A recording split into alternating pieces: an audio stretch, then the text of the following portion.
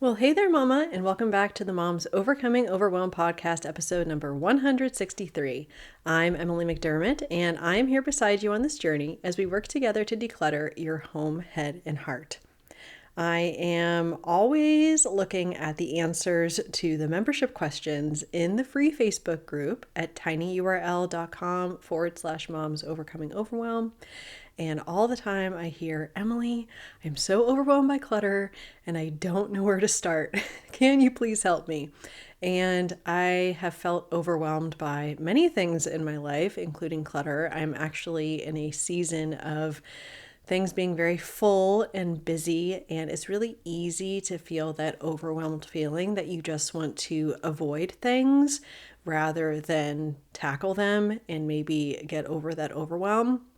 So today I'm going to take you through my 5S formula to help you if you are feeling overwhelmed by the clutter so you can move from overwhelm to action. So what do you say?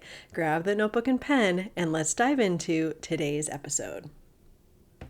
All right, these 5 S's, I know that you're going to love them, and this can really apply to anything, not just clutter. But number 1 is to give your home the stress test. And the stress test is to figure out what specific area of your home is stressing you out the most right now. Now, it's very important. We're just going to pick one area. It could be that your entire house is stressing you out, but we're just going to pick one area. So think about an area where you're getting there's a lot of traffic, lots of things going on. So I'm thinking like your entryway when you first walk in, your kitchen is always the center of a lot of action, perhaps your toy room, your closet, maybe the dining room table, some sort of surface. And whatever you pick is going to be your focus for the week, because we're going to be working on keeping one particular area clutter-free, not your entire home. Okay, so we're going to use that stress test, and you can write things down so that once you're able to figure out one area, you can move on to the next. And number 2 is to say goodbye to the should storm. So I just finished reading Remaining You While Raising Them, which is a book by Allie Worthington. I'm hoping that, fingers crossed, we're going to get her on the podcast. But again, sometimes people have mentioned, stop shoulding all over yourself, the should storm. We don't want to focus on an area because we feel like we should have it handled by now, because that triggers a lot of shame. Shoulds trigger shame when it comes to, why don't I have my act together? Why is this always messy? Why does it feel so chaotic? So we don't necessarily want to do a big project like the garage or the attic. Maybe even your closet might be a little bit too much. We want to, again, avoid those emotional and sentimental areas. And we want kind of that big impact area that's really going to impact your day-to-day, that knowing that that's going to be clutter-free is going to allow you to breathe a sigh of relief. So remember, we're not going for the shoulds. We're going for whatever makes the most sense based upon that stress test. And then once we've selected that, we want to look at one area or surface within that room that will take you 15 minutes or less to complete. I always recommend in the challenges that we do in the Facebook group that we do something that'll take 15 minutes or less. Why? Well, I know for busy moms, first of all, if you think something's going to take multiple hours, you may not even start it. But if you take everything out of your closet and then your baby wakes up from their nap early, or perhaps you thought you were going to have time and then you get a phone call and you need to rush to your kid's school, you're going to be left with a mess. So we want to pick something that will realistically take us 15 minutes. Then if we want to do more, fine. So that might be one drawer in your bathroom vanity, one surface in your kitchen, one subcategory in your closet, maybe your short sleeve shirts, one part of your entryway or your mudroom. For example, like we have coat hooks right when you come in. So maybe you're just going to focus on those coat hooks. So we want to pick one place to start that you know won't overwhelm you. And it doesn't have to be like the perfect step in that list. It doesn't have to be the thing that, oh, well, I have to do this first and that next. Just pick whatever you feel would alleviate that overwhelm and stress the most. So for example, maybe we're going to focus on the surface of our sink vanity. Now, I personally get very stressed out by surface clutter. And if you know that about yourself, perhaps you could pick one particular surface, whether that be your vanity in your bathroom or the dining room table, or maybe again in the entryway, the surface might be, the top of a table right there.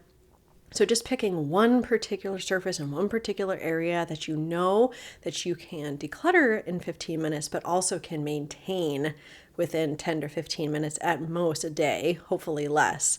And the number 4S is to set the timer and go. We don't want to overthink it. We don't want to make excuses why it can't be done, because if you want to make an excuse for why not to do anything, you can come up with it.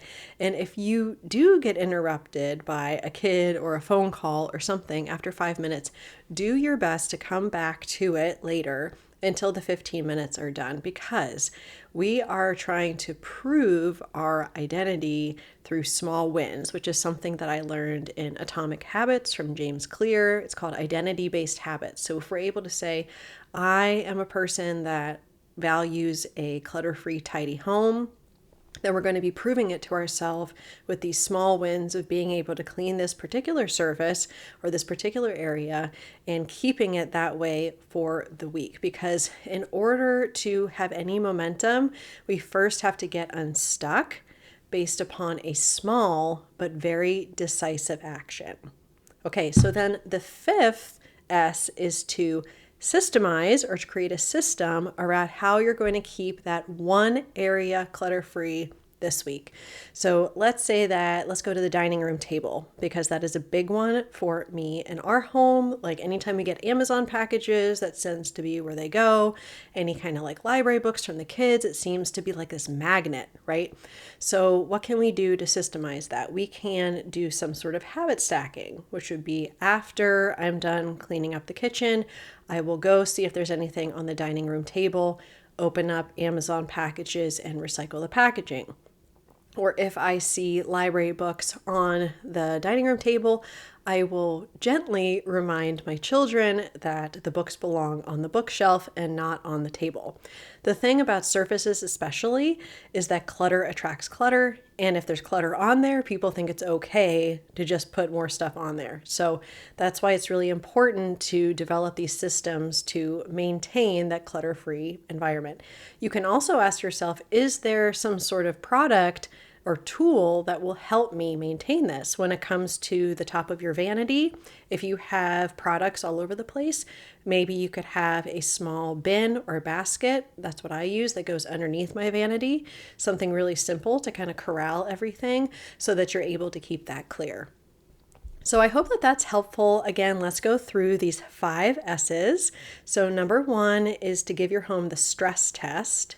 Number 2 is to say goodbye to the should storm. Number 3 is to select one area or surface that will take you 15 minutes or less to complete.